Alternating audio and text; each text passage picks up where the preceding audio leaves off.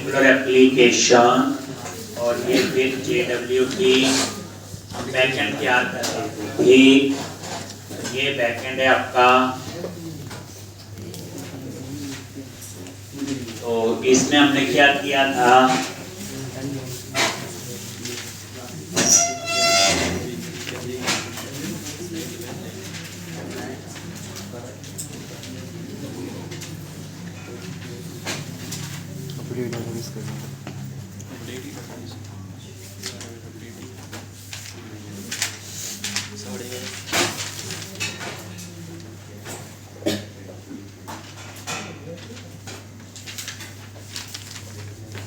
तो मेरे ख्याल से लिख तो दिया था, माइग्रेशन चलानी थी,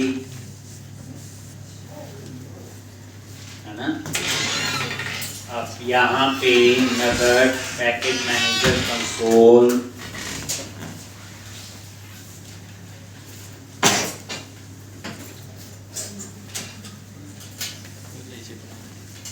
क्या लिखना है यहाँ पे, ऐड हाइफन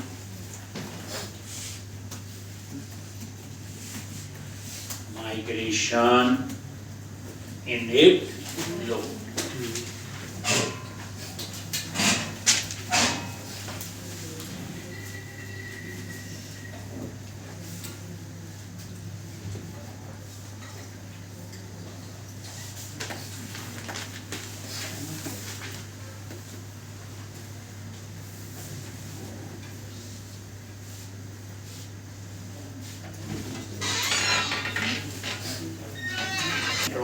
और ये वही 7 टेबल है, ASP.NET user, ASP.NET user enrol, ASP.NET सारे टेबल आपके वही। ठीक, ASP.NET रोल्स क्लेम, ये देखो ASP.NEट यूजर क्लेम्स, ASP.NEट यूजर लॉगिन, थर्ड पार्टी के लिए जैसे होता था ओपन ऑथेंटिकेशन, ASP.NEट यूजर रोल, किस यूजर को कौन सा। ठीक है जी, ये 7 टेबल है।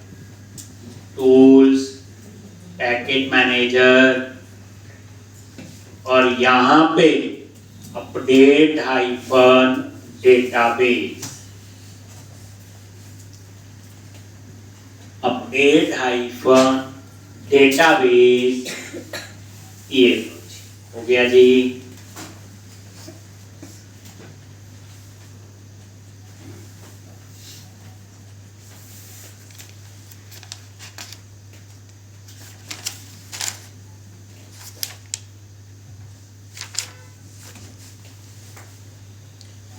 एक अपडेट हाइफन डेटाबेस। अब आपका ये डेटाबेस बन गया होगा, चेक कर लो 7 टेबल इसमें बन। कैसे, click on view, server explorer, यहाँ पे डाटाबेस ऐड कर लो। बाय डिफॉल्ट ऐड नहीं होता है, ये कनेक्शन होती है, डाटाबेस नहीं होता, बच्चे याद रखो। ऐड कनेक्शन और डेप स्लैश क्या लिखते हैं, SQL एक्सप्रेस ऑप्शनल, और ये डाटाबेस का नेम। क्लियर है जी। तो इस तरह से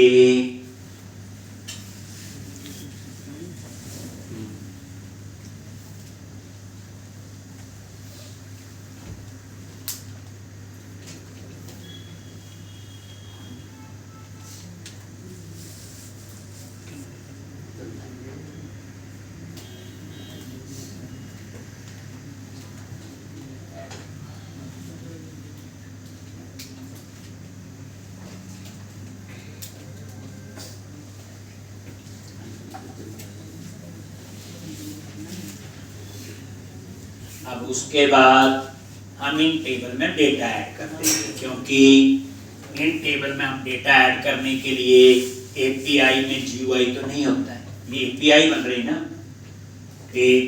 वहाँ तो होता था, वो पेज बनते थे अपने आप, वहाँ से हम लोग ऐड करते थे।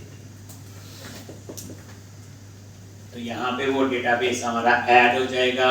ये देखो ये ऐड हो गया, ये वही डेटाबेस, टेबल्स, और ये 7 टेबल बन गए। चलो इतना तो आपका हो गया होगा। और यहाँ पे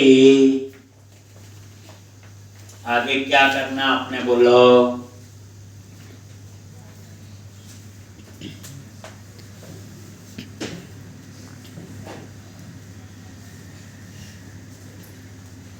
तो ये आपका, अब क्या करो, program.cs में जाओ।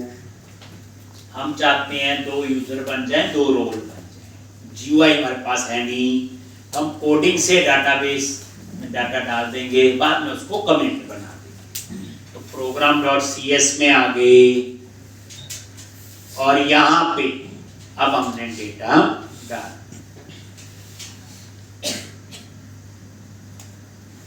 ठीक, तो कैसे हम डेटा इसमें ऐड करेंगे? करने क्या है, 2 यूजर बनानी है और 2 रो, और यूजर को रोल असाइन करनी है। तो मैंने सोचा था 2 रोल बनाएंगे, एम्प्लॉय और एडमिन, और 2 रोल बना लेंगे, 2 रोल एम्प्लॉय एडमिन और 2 ही हम यूजर बना। ठीक, तो अब यहाँ पे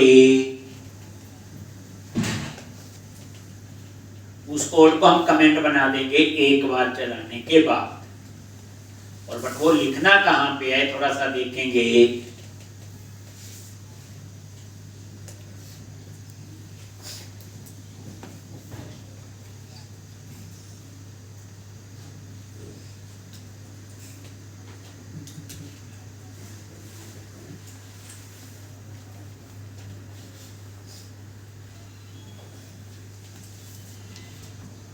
लो, तो यहाँ पे आ जाओ और ऑथराइजेशन के बाद, कहाँ पे, ऑथराइजेशन के बाद यहाँ पे मिडलवेयर है बच्चे, यहाँ पे हम यूजर और रोल ऐड करें।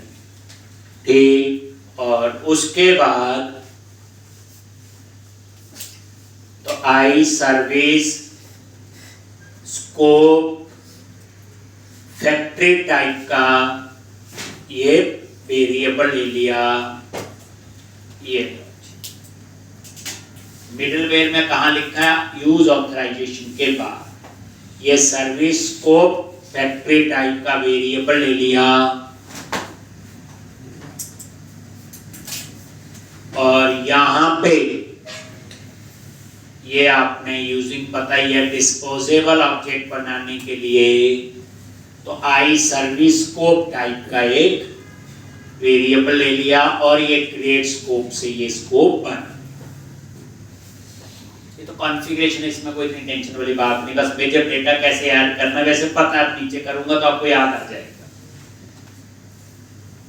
अब ये चीजें जो है, तो यहाँ पे एक आप ले लो रोल मैनेजर और एक आपका होगा यूजर मैनेजर। एक यूजर के लिए हो जाएगा और एक रोल के लिए। ये लो जी, तो ये मैंने क्या किया, रोल मैनेजर में वही रोल मैनेजर क्लास और एप्लीकेशन रोल जो मैंने बनाया था, यूजर मैनेजर में यूजर मैनेजर और यहाँ पे एप्लीकेशन यूजर।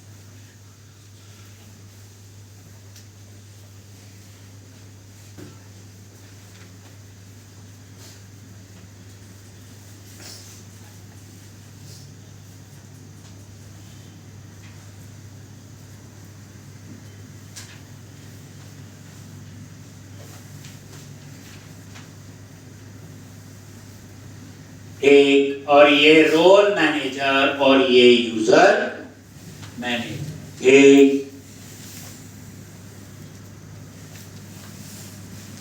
एक रोल मैनेजर के लिए हो गया। अब हमने यहाँ पे क्या करना है, क्रिएट रोल। अब हम रोल्स बनाएंगे। तो पहले चेक करेंगे रोल बना है कि नहीं। तो if role manager dot role exist async और रोल है एडमिन और सिंक लगा है, तो आगे क्या आएगा, अवेट और आगे लगा दिया नॉट। अगर ये रोल नहीं बना है, ये चीज तो समझ आ गई। अगर ये रोल नहीं बना है तो हम रोल बनाएं। ठीक, तो यहां पे रोल बनाने के लिए क्लास है आपकी एप्लीकेशन रोल। तो वेर ये वेरिएबल ले लिया, ठीक, और यहां पे न्यू एप्लीकेशन रोल, ठीक, और यहां पे रोल डॉट नेम और रोल का नेम दे दिया admin.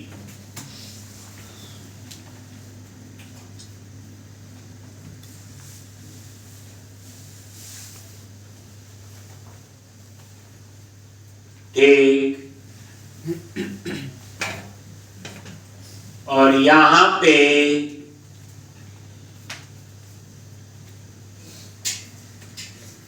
Role manager dot create async और ये आपका रोल बन।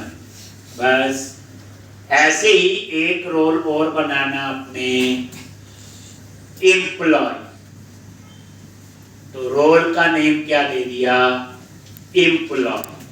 एम्प्लॉय रख सकते हो या फिर एडमिन, वो आपकी मर्जी। एक एडमिन हो गया और एक एम्प्लॉय, तो ये दो रोल आपके बन जाए, एक एडमिन नाम से और एक एम्प्लॉय। अब हम क्या करेंगे, क्रिएट यूजर्स। अब हम बनाएंगे यूजर।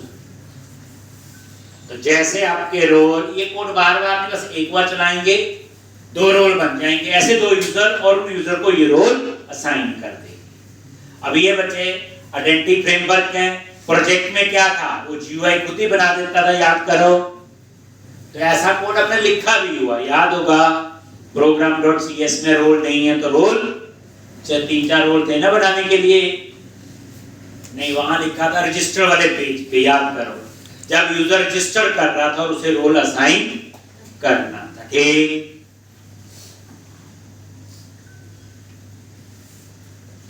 अब हम बनाएंगे यूजर।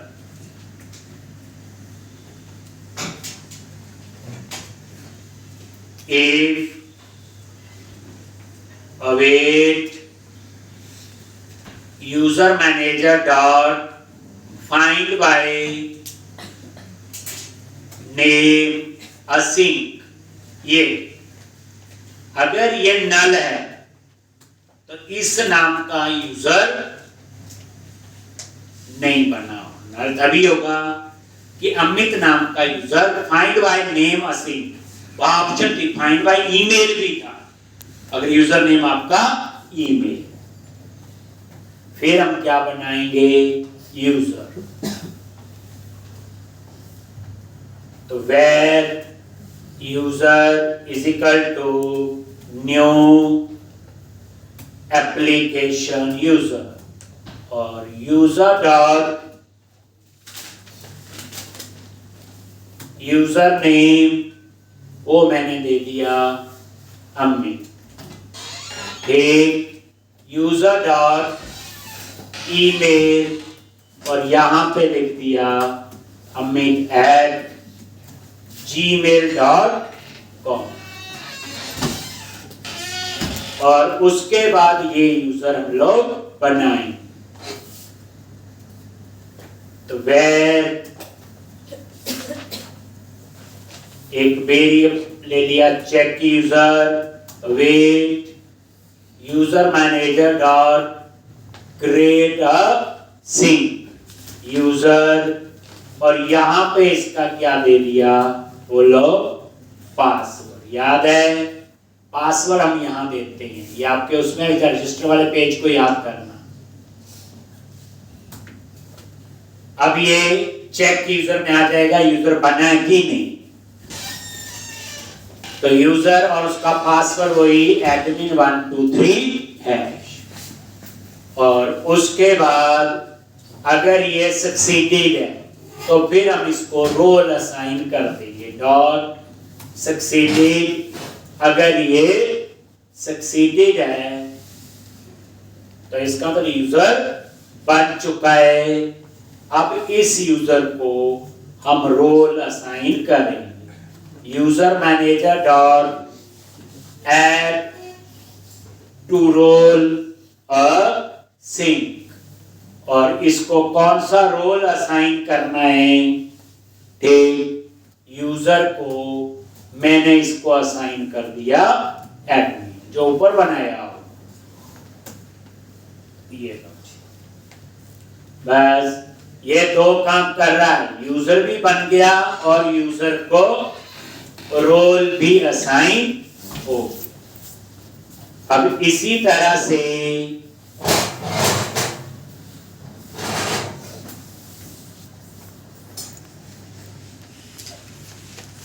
दूसरा यूजर बना लो, ये नेम विकास, ये भी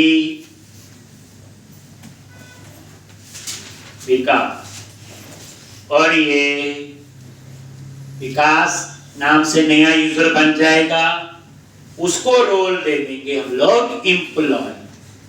तो यहाँ पे ऐड टू रोल असिंक जहां लिखा है वहां मैंने लिख दिया एम्प्लॉय। तो ये क्या करेगा, एम्प्लॉय नाम से यूजर बन।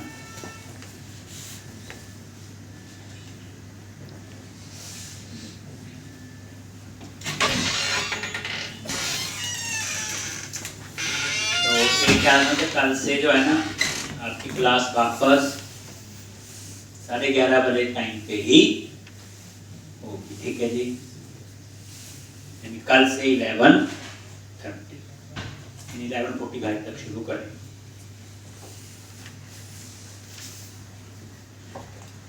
एपीआई वाली असाइनमेंट किस किसने कर दी?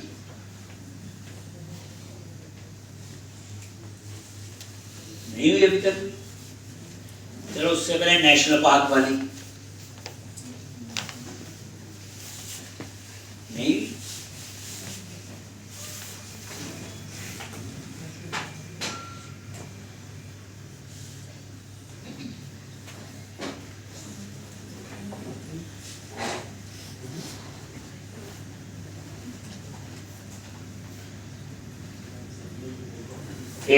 फाइंड बाय नेम और ये आपका आ गया, ठीक। तो यहाँ पे बस हो गया, बस यहाँ पे आप ब्रेक पॉइंट लगा लो और एक बार इसे रन करो। program.cs का कोड आपका अपने आप एग्जीक्यूट होता है, इसके लिए कुछ करने की जरूरत नहीं है, अपने आप ये कॉल होगा। तो यहाँ पे आप ब्रेक पॉइंट लगाओ। अब आप इसे रन करो,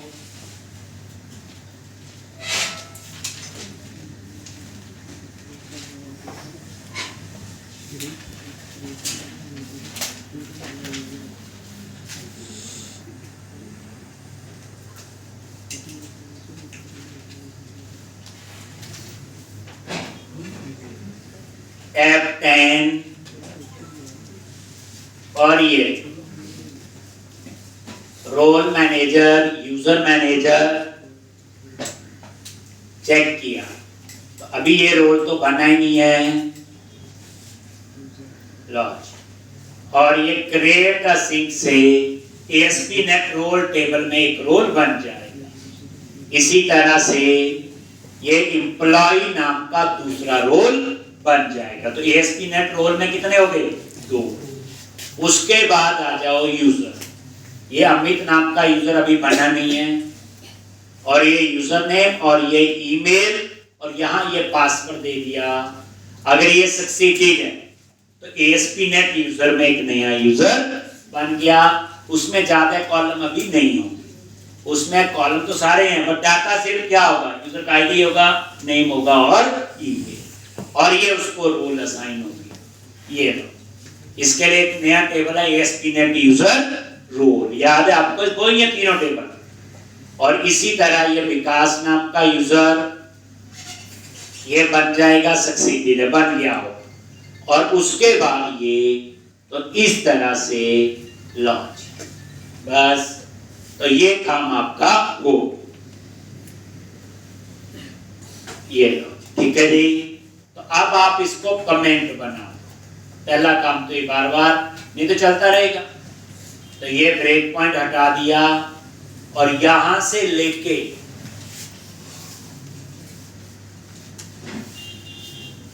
यहां तक अब ये कोड दोबारा से नहीं चल, हो गया, दो यूजर बन गए, दो रोल और बनाने और लिख देना। GUI तो इसमें होता नहीं है, API में पता ही है,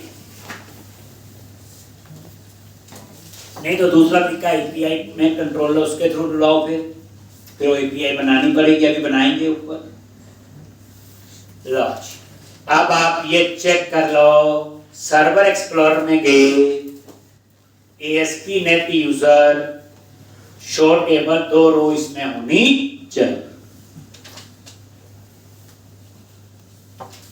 ये देखो 2 रो हो गई, ASP.NET रोल शो टेबल 2 रो इसमें हो गई, और ASP.NET यूजर रोल 2, किस यूजर को कौन सा रोल। तो इतना काम तो हमारा हो गया। अब हम आगे बढ़ते हैं, ठीक है जी। तो अब आपको ये पता है, कोई आज आपसे ये पूछे ASP.NET कोर के अंदर API में आइडेंटिटी फ्रेमवर्क कॉन्फ़िगर करना है, ये सारा उसी का स्टैंडर्ड कोड, इसका कुछ नहीं लिखा, असली काम तो अभी करना है। वहां कुछ नहीं करना पड़ा था, प्रोजेक्ट में याद करो, तो जब प्रोजेक्ट बनाते थे वहां ऑथेंटिकेशन टाइप में ऑप्शन आती थी, इसमें आती नहीं। चलो हो गया जी।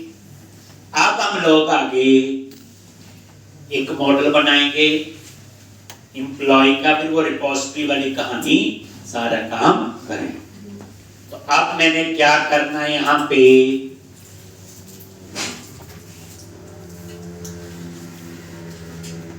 एक मॉडल बनाना है एम्प्लॉय नाम से, जैसे ID नेम एड्रेस और सेल। तो ये मॉडल फोल्डर बनाओ, ऐड न्यू फोल्डर, मॉडल्स, फिर राइट क्लिक किया, ऐड क्लास,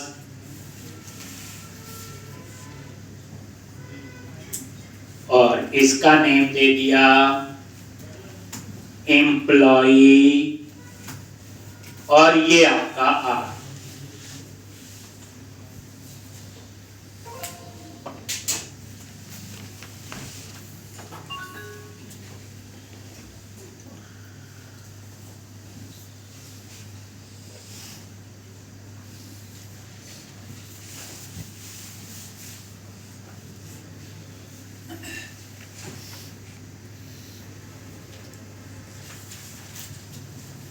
तो इस तरह से आपको पता ही एप्लीकेशन DB कॉन्टेक्स्ट में ऐड करेंगे, add migration update database, 7 table बने थे, एक और टेबल वहां पे बन जाए। फिर इसमें रिपोजिटरी को इंटरफेस और क्लास बनाएंगे।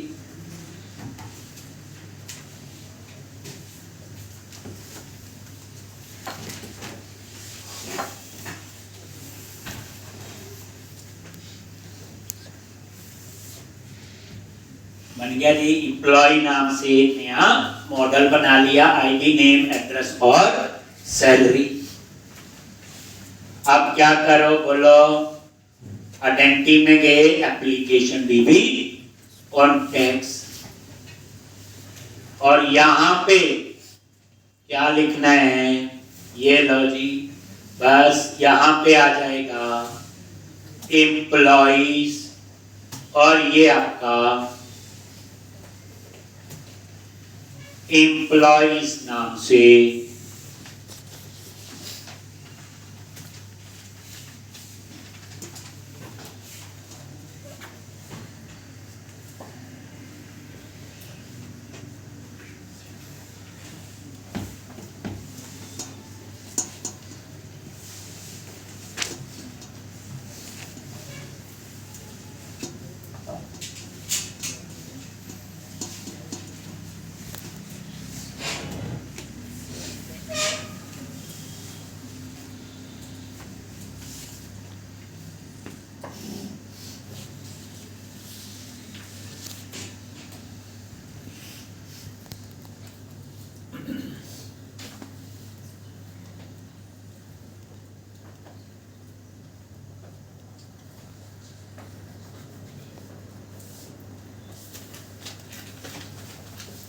एक, और यहां पे और ये आपका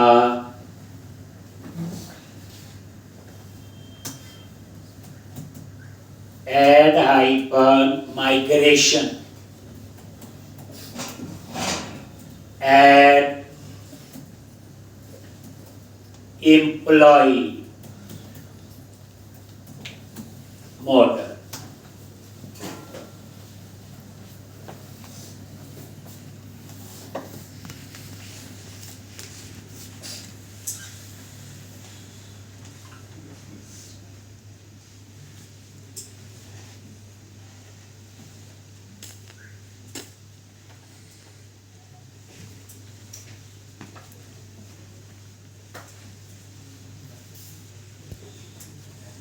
एक, और यहां पे अपडेट डाटाबेस, क्या लिखोगे? अपडेट हाइपर डेटा, काम और हो गया। ऐसे दो मॉडल, डेटा मॉडल, जितने मर्जी मॉडल हो सकते।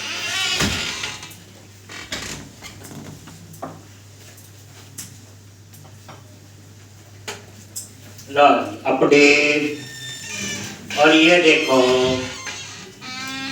सर्वर एक्सप्लोरर पे गए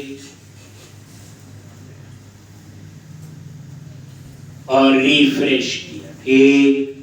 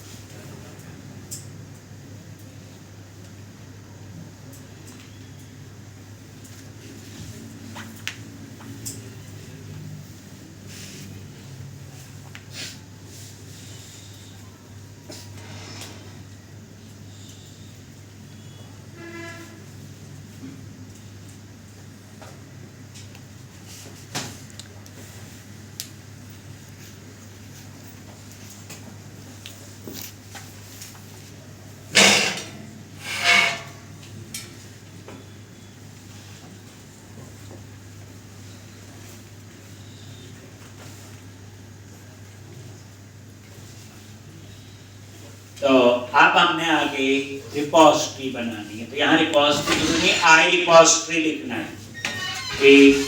आप यहाँ पे एक नाम अलग भी हो सकती है, जान के मैंने अलग करने थे, तो एक बार ये देख लो,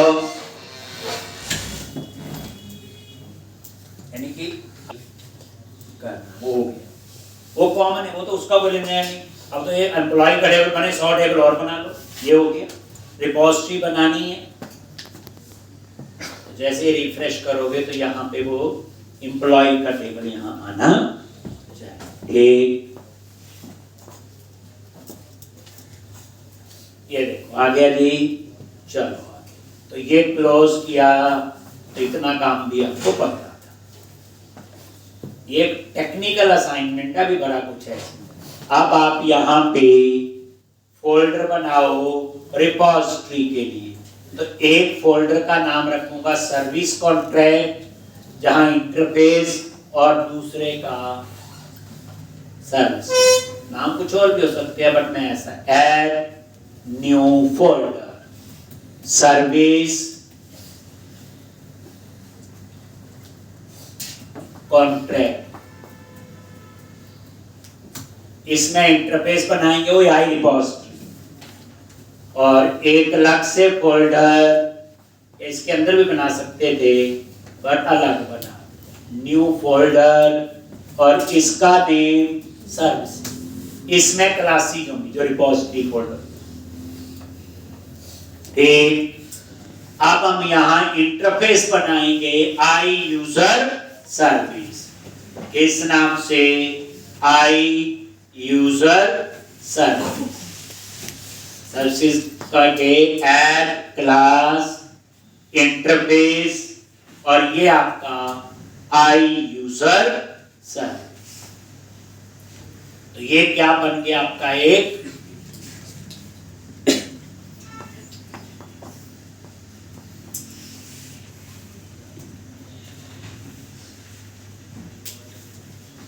लॉजिक। और यहां पे इसके अंदर एक मेथड डिक्लेयर किया ऑथेंटिकेट। मेथड का नाम दे दिया आपने ऑथेंटिकेट। आप एक व्यू मॉडल बनाना है, लॉगिन व्यू मॉडल। ये व्यू मॉडल नाम ही बनाए, मैं यूजर नेम पासवर्ड 2 मेंबर ले सकता था, ऑथेंटिकेट में ही होंगे। लेकिन जो टेबल है मेरा यूजर टेबल में तो 15-20 मेंबर है, मुझे सिर्फ जरूरत क्या होगी, यूजर नेम और पासवर्ड। तो मैं क्या करूंगा, मेमोरी ज्यादा यूज करेगा उस क्लास के हिसाब से, मैं व्यू मॉडल कैसे, एक काम कर लो, व्यू मॉडल बना, मॉडल्स पे गए, right click, add new folder और क्या, व्यू मॉडल, और इसका नेम रख दो, व्यू मॉडल पे राइट क्लिक किया, क्लास, और ये नेम दे दिया लॉगिन व्यू मॉडल, और ये आपने ऐड कर दिया, ठीक। और इसमें 2 चीजें लेंगे, यूजर नेम और पास। क्या लेंगे हम लोग, यूजर नेम और पास। बस ये आपका व्यू मॉडल बन गया।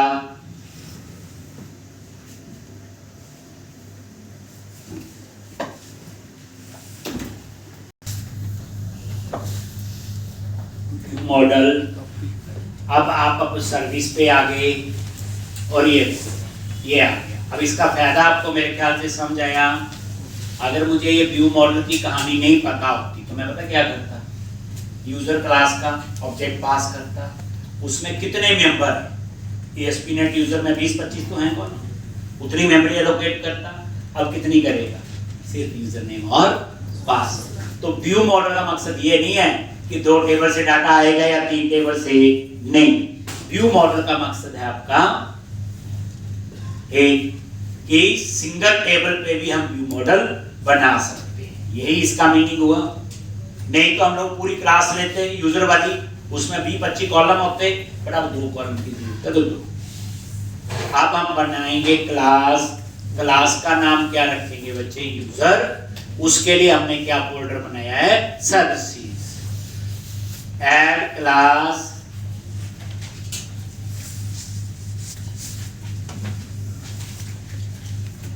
और सर्विसेज, सॉरी क्लास का नाम बड़ी सर्विस रखना, क्लास का नाम रखेंगे यूजर सर्विस, एक। और यहां पे भी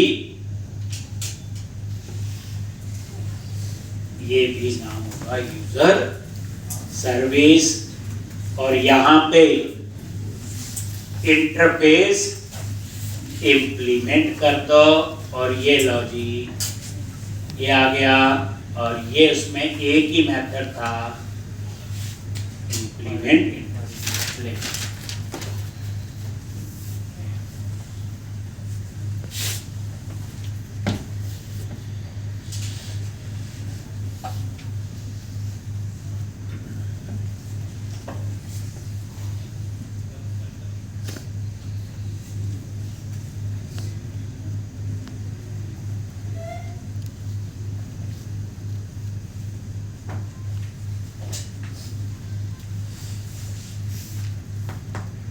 एक तो इस तरह से, तो ये यूजर सर्विस क्या है, क्लास है आई यूजर सर्विस सेंटर, वहां लिखते थे आई रिपोजिटरी, बात वही है, कोई इसमें इतना मुश्किल नहीं। यूजर मॉडल नहीं बनाना क्योंकि ऑलरेडी वहां आइडेंटिटी फ्रेमवर्क से डेटा आएगा। अब यहां पे आपने कैसे लिखना है ऑथेंटिकेट का कोड, एक तो यहां पे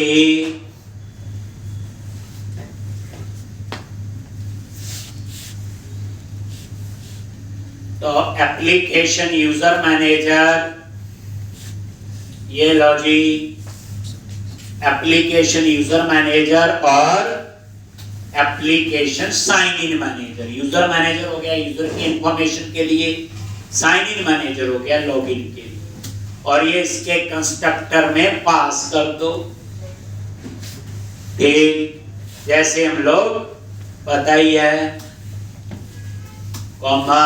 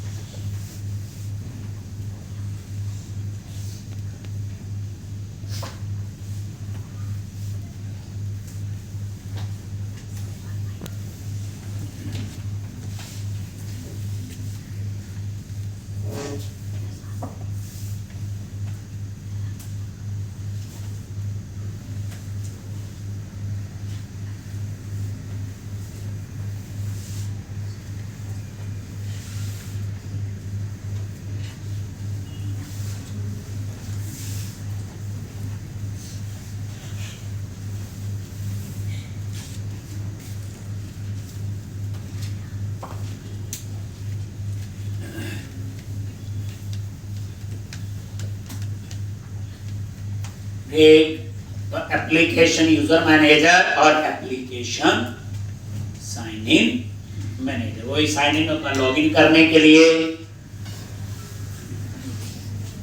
और यूजर मैनेजर होता है यूजर की इंफॉर्मेशन। अब आप यहां पे आ जाओ,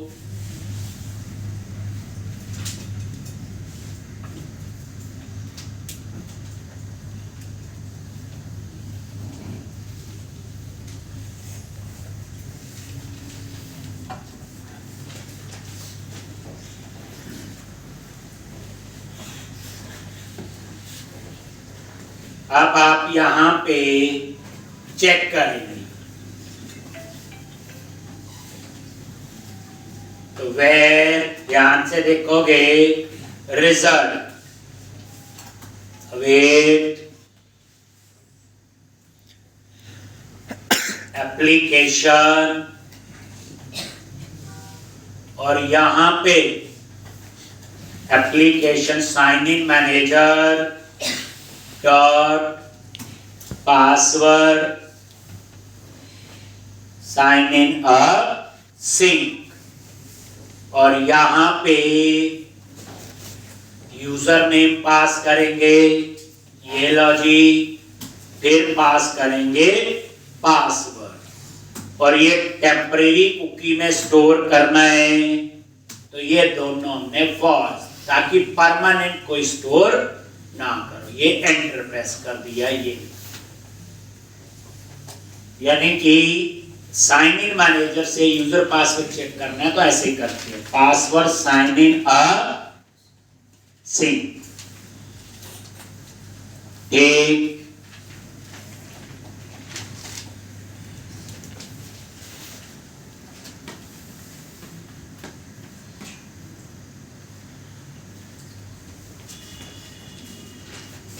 अब उसके बाद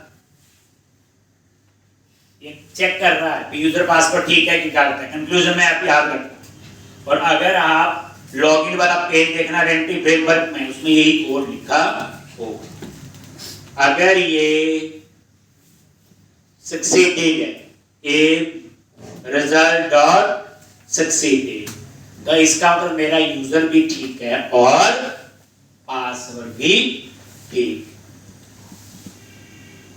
क्या है, यूजर भी ठीक है और पासवर्ड भी ठीक। अगर ठीक है तो हम लोग यहां पे यूजर की इंफॉर्मेशन गेट करेंगे। ठीक, कैसे करते हो, await application user find by name, तो ये चेक कर लिया, ये आपका जो यूजर नेम है, ठीक, फाइंड बाय नेम और एप्लीकेशन यूजर में सारी इंफॉर्मेशन आ गई, और इफ के अंदर आएगा तभी जब यूजर पासवर्ड ठीक हो। उसके बाद पासवर्ड भी होगा उसमें, तो उसको तो मैंने पहले ही क्या कर दिया, एम्प्टी। और उसके बाद यहां पे हम लोग बाद में कोड लिखेंगे, याद है, JWT टोकन का 15 लाइन की जगह आपने यहां पे छोड़।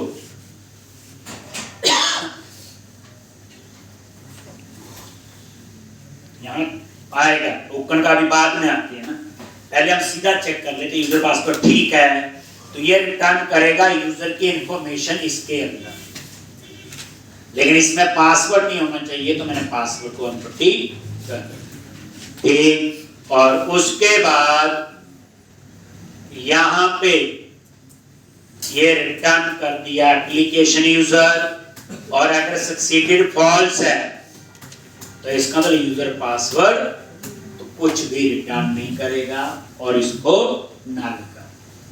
JWT का कोड इसके बाद में आएगा, पहले सिंपल चेक करेंगे यूजर पासवर्ड ठीक है और उस यूजर की इंफॉर्मेशन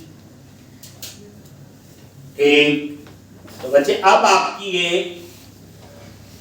रिपोजिटरी बनी, अब हम क्या बनाएंगे, इसका API कंट्रोलर, उसका अकाउंट कंट्रोलर नाम रख लो, वहां चेक करेंगे ब्रेक पॉइंट लगा के, फिर उसके बाद आएगी टोकन वाली बात।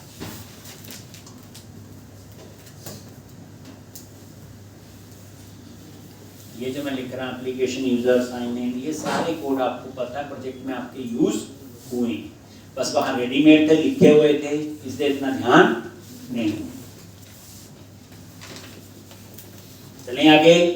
तो इस तरह से ये आपका हो गया। अब क्या करना है, ठीक, इतना हो गया। अब आ जाओ कंट्रोलर, यहां पे हम API कंट्रोलर बनाएंगे, add controller API controller add कर लो, और इसका नाम क्या रखोगे, बोलो, अकाउंट कंट्रोलर आ गया। और API स्लैश यूजर ही रख देते हैं, बताइए, अकाउंट कंट्रोलर, लेकिन URL क्या होगा, API स्लैश यूज। तो ये आपका API कंट्रोलर है। अब यहां पे हमने एक्सेस करना है, तो वो तभी एक्सेस होंगी रिपोजिटरी अगर program.cs में ऐड होगी। तो program.cs पे गया,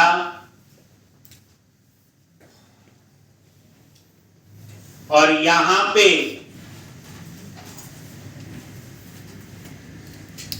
ये लो जी, ये अनकमेंट कर दिया, कोड था ये दोनों यहां पे, वही आई रिपोजिटरी और रिपोजिटरी, ये इसका और ये इसका नेम स्पेस।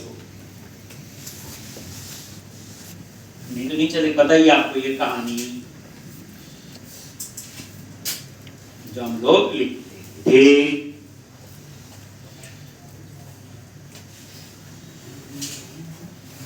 ये अनकमेंट किया बच्चे, ये लिखा हो आपको जब समीप सर से लिया होगी तो ये लाइन भी आपको मिली, सिर्फ इसको अनकमेंट करके नेम स्पेस इंपोर्ट। तो अब वापस अकाउंट कंट्रोलर पे आ गए, और यहां पे आई यूजर सर्विस, क्या करोगे, आई यूजर सर्विस, ठीक, कैसे, वही read only I user service type का ये, और ये कंस्ट्रक्टर में गए और आई यूजर सर्विस, और ये आपका इस तरह से काम करे।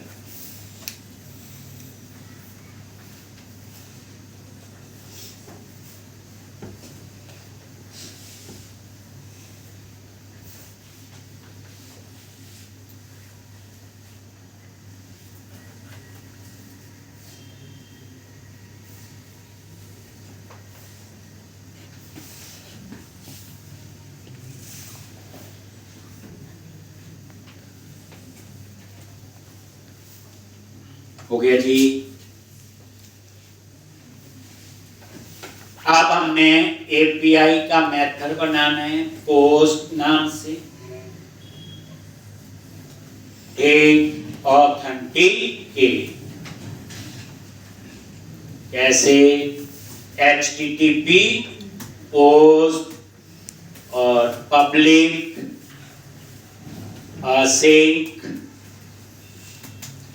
टास्क आई एक्शन ऑथेंटिकेट, और जब सबमिट होके डेटा आएगा तो क्या लिखते हैं, फ्रॉम बॉडी, और डेटा में क्या होगा, वही लॉगिन व्यू मॉडल। यूआरएल आप चाहते हो तो यूआरएल में ऐसे लिख सकते हैं ऑथेंटिकेट। अब इसका यूआरएल पता क्या बनेगा, API/user/authenticated। अगर ये नहीं लिखोगे तो API/user, भाई तरह फर्क है, अगर नहीं लिखोगे तो भी चल जाएगा। तो मल्टीपल हो पोस्ट नेम तो उसमें ध्यान रखना पड़ता है। तो ये ऑथेंटिकेट बस, और यहां पे सिंपल चेक करेंगे var user await user service dot authenticate, और उसमें क्या पास किया, login view model.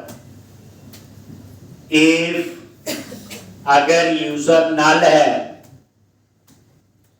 Then return tag request, और यहां पे रॉन्ग यूजर पासवर्ड, अदरवाइज जो यूजर की इंफॉर्मेशन।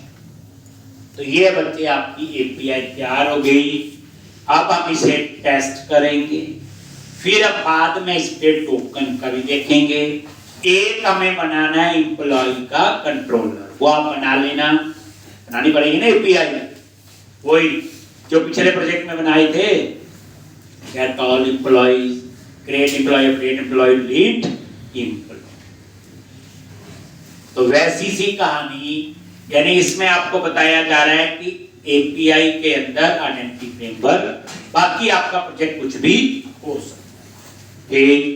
बाकी जो प्रोजेक्ट है वो आपका कुछ भी हो सकता है। ठीक, इतना करके आओगे, कल भी इसमें ही आगे करेंगे, फिर जाएंगे फ्रंट एंड पे। JWT का कोड आएगा इसमें। अभी एक हम एम्प्लॉय का बनाएंगे, एपीआई वो बना लेना, एम्प्लॉय का कंट्रोलर बना लेना, उसमें वही सेव अपडेट लीड फाइंड का सेव अपडेट लीड और दिस। तो कल हम लोग इसमें आगे करेंगे, और कल 11:30